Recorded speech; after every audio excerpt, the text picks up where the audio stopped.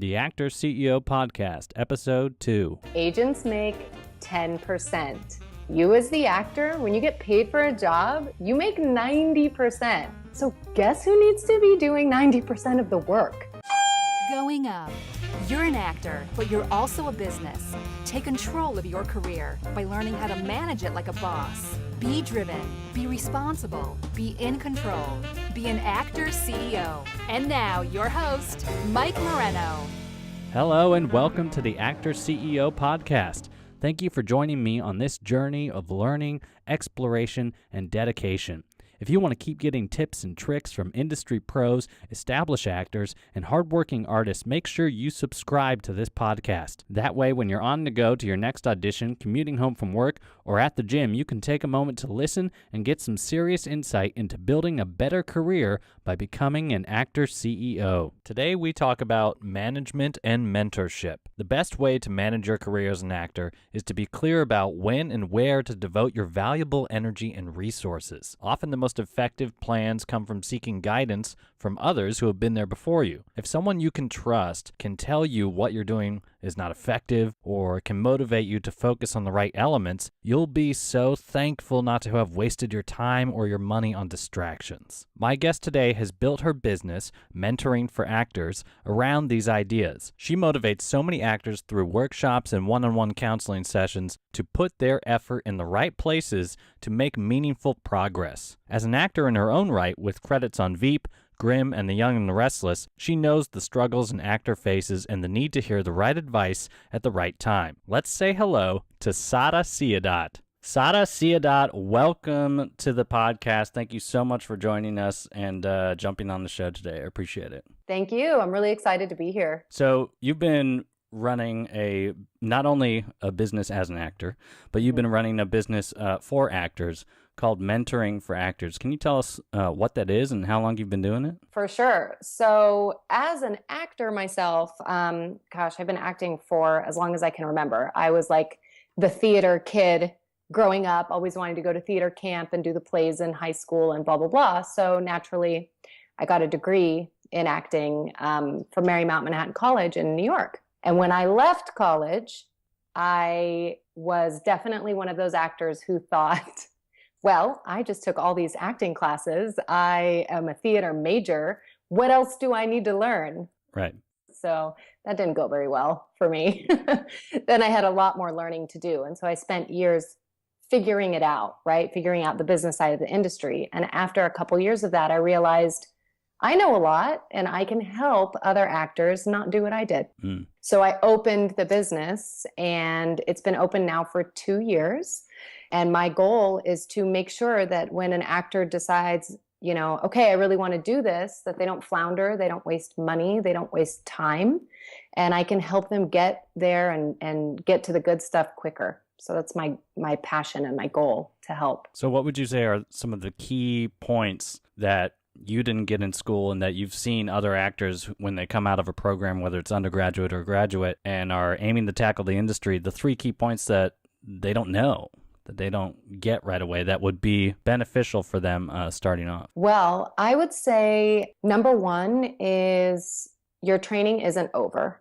And it's hard for 21, 22-year-olds to understand that and know that they have to keep investing in class when you did just leave a university program and you spent thousands of dollars. But acting class outside of a university or college setting is completely different than what's going on in the university. It's really real world skills. So I would say you're never done training. And the first thing is that you need to jump back into class. The second thing is a lot of actors are always thinking, I need representation. So the second they start, the first thing is, I need an agent, I need an agent, I need an agent. Right. And they forget that there's actually so much opportunity without representation. And you actually might not even be ready for representation. So be your own agent and either write your own work or start submitting yourself, meeting people, and really doing the hustle to get work right away. And I would say the third tip is, it might sound simple and maybe too obvious, but I would say it's make sure that you have a good headshot and resume. and possibly slash footage. Since we are in 2016 and everything is the digital age, people really want to see something of your work. So if you can have even a 45-second clip of you acting, I would get that together as quick as possible. Yeah, excellent. Even if it's, well, if you're coming out of school, it might be student films or something like that. Let's say you don't have that footage coming out of school, but you go to a service that helps create scenes for you for a reel or something like that. Anything is better than nothing, right? Yeah. And remember, it's quality over quantity. So a lot of actors feel like, well, I need a 3-minute demo reel, and they get overwhelmed and they stop before they start. Right. And you really don't. I mean, if you're just starting out, people will know based on your resume that you're new to acting. So if you only have a really strong 30-second clip, then that's all you have right now. And that's okay. Right. What would be the hurdle for actors coming into the industry about the business of acting? What is the main thing that people need to understand, or that you've found that they seem to be lacking about the fact that it is a business and not just what you can do with your talent? Right. I'd say the thing that's lacking is understanding the importance of building relationships. So a lot of actors really focus on, I need to book work, I need to book work. They say it's not what you know, it's who you know. And I hate some of these cliches, but when you break them down, some of them are really accurate, and they're said for a reason. Right. So the whole, it's not what you know, who you know. As actors, we don't remember to foster relationships the way business owners foster relationships. Very true. We have to nurture them. We have to treat the people we meet like human beings, not like someone who can offer us something, or someone who's going to, sign us or book us. Remember that they're a person, you're a person, be human, and build a relationship with them. And I think in business, that's really common knowledge. But actors think, well, I've got this one shot, this one audition, and I'm never going to see that person again. And it's like, it's your job to make sure that that doesn't happen, that you do see them again, Right. that they remember who you are, that you foster that relationship and nurture it. And so I'd say that's one of my biggest things is relationships. Yeah, that has certainly been a repeated key that I've heard from a number of people and have learned the hard way myself working here in New York City. And I've sort of come to take the cliche phrase one step further, which is, it's not who you know, it's who knows you. It's so true. Really, the case is when you leave that room, or when you send a postcard, or when you reach out via email if you have the opportunity to do that, or when you send someone your reel, you need them thinking about you when you are not there to in person or in front of their eyes at that very moment. That's when they know you. Right. That's when you're in the top 10 or top 20 people that they think of when they come across a listing somewhere. And that's the place you need to be in. So you need to find a way to get to that level of relationship with an industry professional that you're trying to court. Right. And, to talk about courting people and trying to get them to remember you so that you're in their top 10, top 20. Actors, I hear a lot of my clients say, a lot of actors in my acting class say, I got to send out my postcards. I got to send out thank you cards or whatever. And they're not putting heart and thought into what they're doing. They're just doing it because they were told they were supposed to. And I put air quotes around that. We hear all this buzz, but the truth is it really comes down to, if you're building a relationship, what can you say to that person that will help build that relationship, something specific between the two of you, so that you're not sending the same postcard with a generic note on the back to 100 people. That's not building relationships.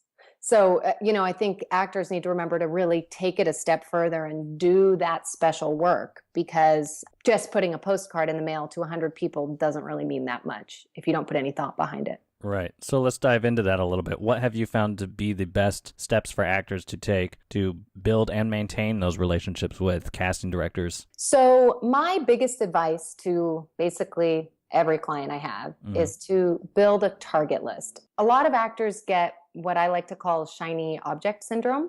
They get real excited. They see that, 50 of their favorite TV shows are on. They want to be on all of them. They want all those casting directors to know them, like them, trust them. And that is just crazy. You're going to make yourself crazy if you're doing that. No one's going to know who you are. You're going to spend a lot of money and you're going to feel burnt out. Yeah. So I like to make sure my actors create a target list of 7 to 10 casting directors or producers or directors or whatever it is they're looking for to, whatever job they want to book next, to target, so that maybe by the end of 6 to 12 months, only those 7 people know them, like them, trust them. After that, you can start to add more people. But to build a relationship takes so much nurturing that you got to be putting postcards in the mail, maybe meeting them at a class or a workshop, writing them an email, following them on social media. You're doing so many things that if your list is 50 people, you're not going to be able to keep up with yourself. Right. So I say make it super targeted, know exactly what you want, and then go after just that. The biggest fear I hear when I mention target lists is actors feel like they're going to start losing opportunity. Missing out. Yeah. And trust me, that's not the case. If you're trying to do everything, you're doing nothing. But if you're trying to get, really, really specific, you're going to see such bigger results and you'll feel more accomplished. So my advice is to keep it small, focused, targeted, and not burn yourself out. Yeah, and the other side of that coin, too, is knowing that you're in it for the long game. If you feel like you only have 2 years to accomplish success, whatever that is, in big, giant, golden, fluffy quotes, then you're going to feel that pressure to reach out to 300 or 1,000 people or whatever it is to try and get as many opportunities as possible, completely missing that building relationship factor or that targeted reaching out that is so necessary to actually getting people to know who you are and you going in for the work that you're right for right now. And they will feel it, right? The people that you're reaching out to are going to feel that desperation, that burnout, that lack of specificity. And they'll be like, why is this person contacting me? They're not right for any of my projects. What, we're Nickelodeon, we're looking for teenagers or whatever. So it's important to know what projects you're right for, which I believe you just said, right?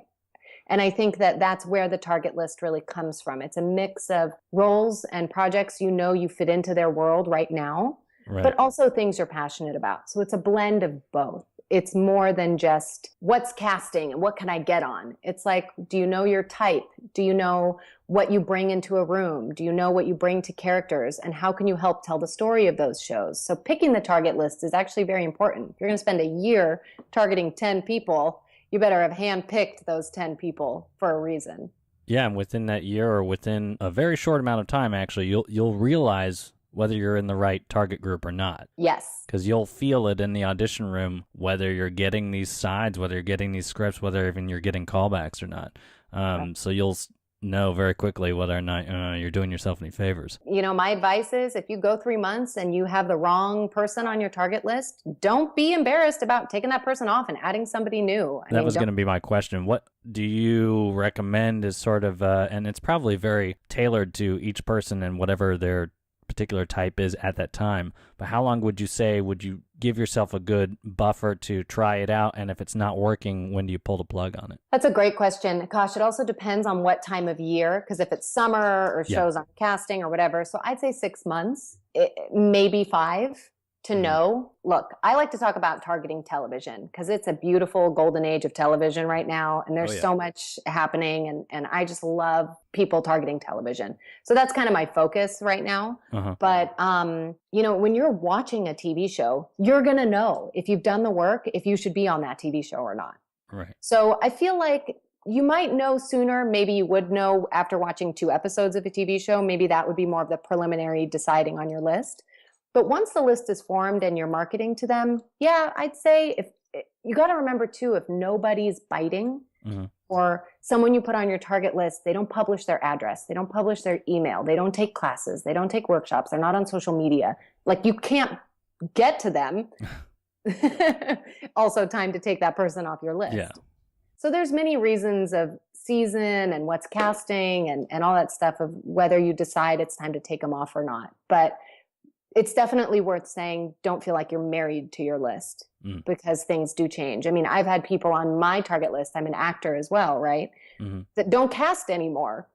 And I'm like, oh, they were on my target list for 3 years and they've been calling me into their office and I've been fostering that relationship. And then they're not in the business anymore. Right. So it's like, I don't feel like, oh, boo, opportunity lost, but you have to keep track because it might be time. I have a vacant spot. I can fill it.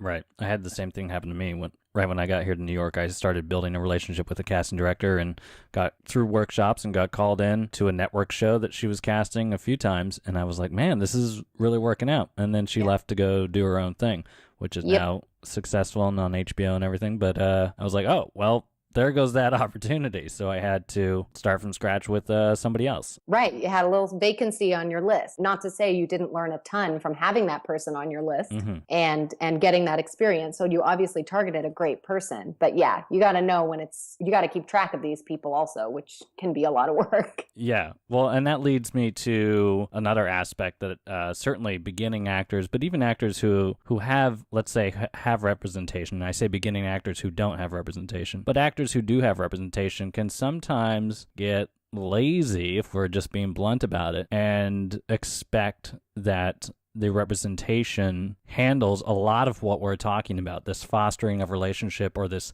pitching of the client, who is you, to all these industry professionals to try and build some sort of interest in your product. But the reality of the situation is that you have so much responsibility in that end of the field. Isn't that right? I mean, Mike, this topic gets me so, I sound like such like a nerd, fired up, because I can't stand it when actors are represented and act like their work is done. It literally kills me when that happens. Okay, guys, agents make 10%. You as the actor, when you get paid for a job, you make 90%. Right. So guess who needs to be doing 90% of the work? Yeah. Like, it just makes me crazy when actors are like, my agent's not getting me out and I haven't auditioned and what's going on? And are they even doing their job? And it's like, what are you doing? Yeah. Let's talk about it. Actors picked an industry where it never ends, right? It just never ends, which is great. But there's a lot of hustle going on and everybody's wheeling and dealing and meeting everybody and collaborating and taking meetings and making their own work and killing it at auditions and studying. If you're not doing these things, like, your agent is going to forget about you because they have other clients on their list that are doing all those things. Right. So what are some tools maybe that are out there that you've noticed that can really help actors do that 90% of the work? For instance, I know some people that use mailing tools, like an online mailing system to send out postcards and things like that, which is very effective, very cost effective, very useful. Time saving. Yeah, time saving. Of course, the digital casting sites, whether it's Casting Networks or Actors Access or something like that, which is very useful, reel submission type of things. Are there tools out there that you think are very effective for actors to use? I guess it's not a resource, but a tool is to not forget that we can do self-submissions, meaning if we get sides or access to a script, like a pilot or something, put yourself on tape, even if you didn't get an audition. Like, take it to the next level and see if someone can get your audition into the hands of the people who are casting. Right. Is there a way that you could go to find out about that? Obviously, Showfax being a resource that has those sides up there, but doesn't necessarily have the breakdown. I mean, it's tricky. I know that people get breakdowns. You know, it's not really allowed. It's a thing that nobody talks about. People do them. It's a thing that everybody talks about, actually. The big problem, I've talked to an agent on this podcast, and one of the big problems that they have is that people get them late. And so it doesn't matter if you got it even at the end of the day when someone else sent it off. Your agent has already dealt with that information. So I would say the time that this becomes interesting is when it's the most effective to keep your eye on a project, is if you are reading Deadline Hollywood. Right? One of my favorite resources. I feel like every actor needs to be reading Deadline every day. It's free and it's got breaking news in Hollywood. So if you're reading Deadline Hollywood, okay, here's an example. I read the book 1,000 Splendid Suns when it came out like 6 years ago by Khalid Hosseini. And I was like, this is a special, special book. I bet you they're going to make it into a movie. So I hit Google and I saw that Scott Rudin's production company had bought the rights to make it into a movie. I need to keep my eye on this because I, as a Middle Eastern American actor, want to be in this movie. So like, I need to keep an eye out, as an example. So that's where, if you start early and it's not about, okay, the breakdown came out and they're taking appointments right now, But if you can stay on top of projects you're passionate about, you could be able to get into rooms or submit tapes or start marketing to the producers or whatever to be known when the time comes for them to actually start this project. Yeah, that's very smart. So let's say you've been able to get on into a project that you like or your agent has submitted you for. Now you have the opportunity to audition, or you have the opportunity to put yourself on tape for this project. Do you have any suggestions or any methods that you have found to be very successful in order to prepare to have a killer audition? Yes, I think this is a great question. I think a lot of actors feel like they don't have a strong community. And so when they get an audition, they feel alone in their audition prep. So they're in their living room, they're on the couch, they're running their lines, they're like, I got this, I'm so this character. But maybe the first time they say it out loud is in the room with another person. Right. And this is a big mistake. So I would say no matter what, whenever you have an audition, you guys, even if it's for a co-star, I don't care if it's 2 lines, you need to say it out loud with another human being who's not your boyfriend, girlfriend, husband, whatever. Someone who's an actor, who's your friend, who you trust. You need to say it out loud multiple times before you get in the room. Yeah. I feel like this is a big problem people do, and they miss things that are on the page, or they're not listening to the reader because they didn't practice hearing it. And it's a problem. And I think actors feel like, well, I don't have money to hire a coach, so I guess it's just me and my couch. And it's like, call your friends, create a community where you help each other when you get auditions. You're always there for them, they're always there for you, and you guys support each other in that way. And don't view it as competition. Even if it's over Skype or anything. Anything is better than nothing, right? Yeah. My friends say, can we just FaceTime just for 5 minutes? I just want to run this co-star before I go in the room. I think it's genius. You got to start to trust the people around you, get feedback, put yourself out there. Now, if you can pay for coaching, I love getting coached before a big audition, but it's expensive. So it's not for everyone. But if you know it's expensive and you get that huge series regular audition, I'd say that'd be the time you broke the piggy bank and did it. Yeah, absolutely. So, Sada, are there things that you do yourself as an actor or recommend to others to help them stay focused and grounded when the stress is sort of piling up in the industry? Yeah, I have a couple of things. One of them is I think having a hobby is so important. I think that having something that you love outside of this industry is a lifesaver, whether it's charity or a sport that you love to play or meditating or something. You need to do something that is freeing and that can release you from, obsessing over the state of your acting career or your audition or your callback or your agent or whatever. Right. I think that having other things to do makes you a full human being, which will actually make you a better actor. And I think that that's really important. I also think remembering that you are unique and individual and nobody is like you out there. And that Wendy Braun, who I love, she has a website called Actor Inspirations. She said, there is no competition because there's nobody like you. And I love that. And I think that when we get really wrapped up in the state of our friends' careers and how much more successful they are than we are and how, we get down on ourselves, and just remember everybody's path is individual and no one is like you. So stop comparing yourself. Right. Don't get down about it and go live a full, happy life.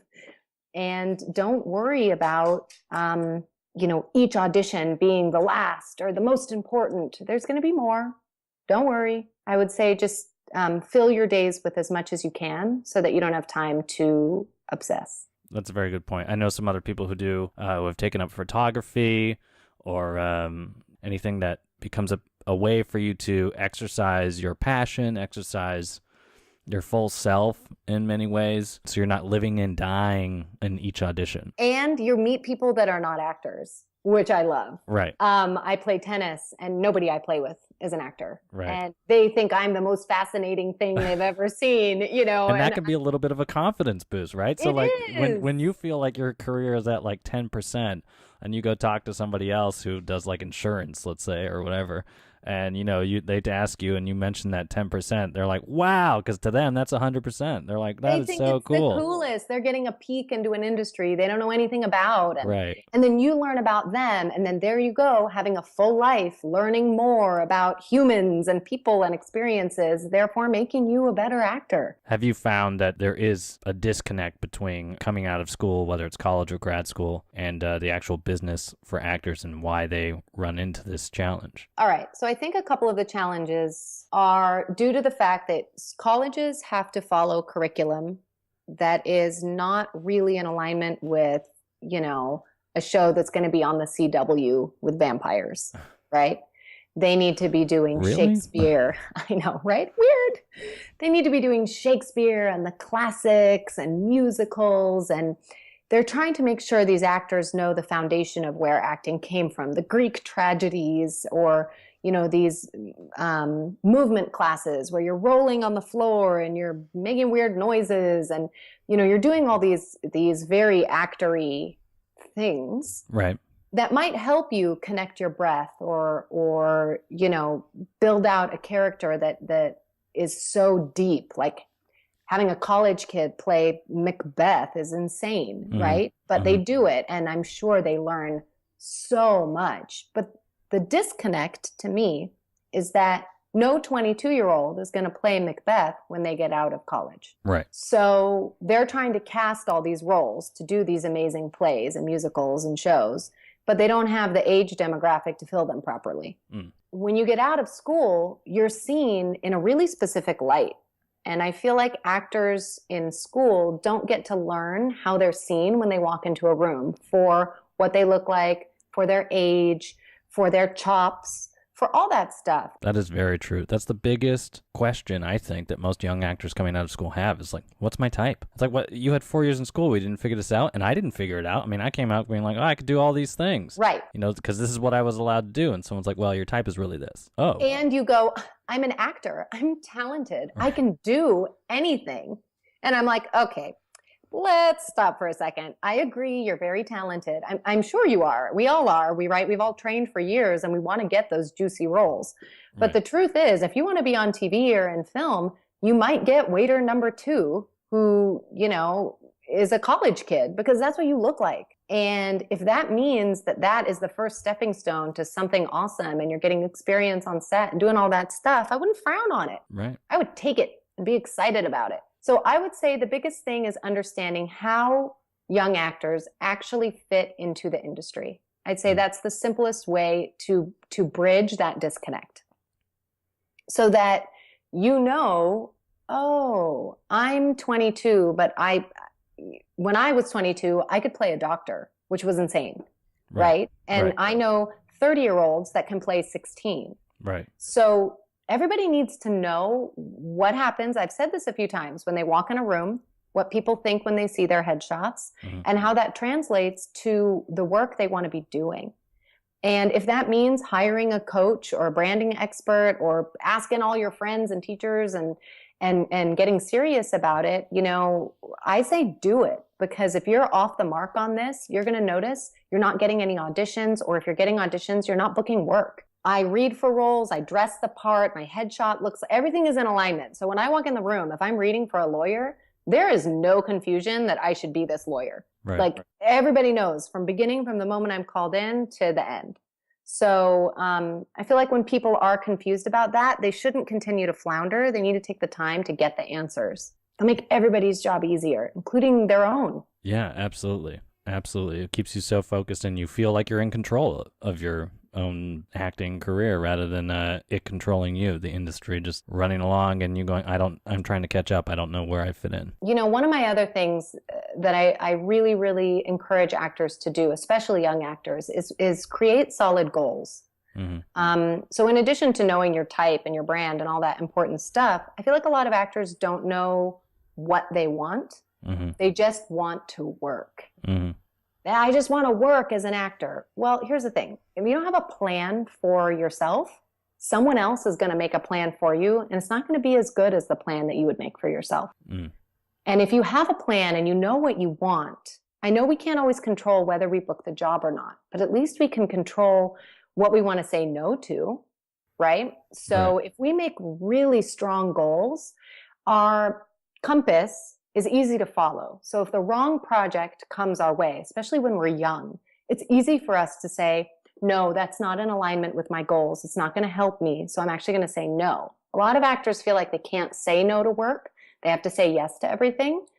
And I feel like that's really, really sad and not true. And it's empowering to say no, but you can only say no if you know what you do want. What's next for you, Sarah? You've got an upcoming program, isn't that right? Can you tell us about that? Yeah. So with Mentoring for Actors, I have a couple of programs, but our big program is actually a collaboration because it's so big. Wow. So I work with another actress named Asia Ray Coleman, and she's the founder of the Workshop Guru.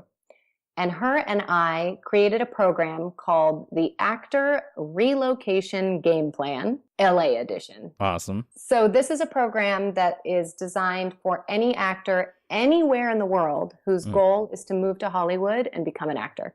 So it's an 8-week program. It's online, and then there's interactive coaching calls and a private Facebook group. And we've had actors, and we've launched it twice now.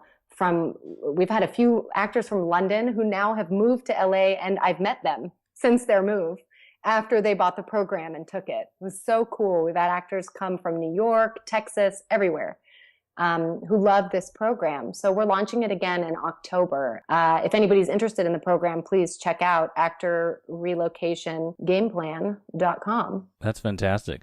Can you give us a little taste? Is there like one thing that like is a major stepping stone for people who are making that move that they always forget? Yeah, well, so it's an 8-module program. So we literally cover everything. But I'd say one of the biggest things we talk about is housing. So like where you're going to live, we break it all down, and pricing and all that, and how much money you need to live here and move here and all that stuff. Yeah, that's very important. Yeah. The other thing we talk about is how to get representation. And I know that's like what we talked about at the beginning. So many actors are like, okay, I need an agent. And we talk about knowing when it's time and how to get a list together and start marketing to them. And also, if it's not time, how to be your own agent. So I feel like those are 2 really special elements of the program that people love and that are important to them. So it's an exciting program. We love it.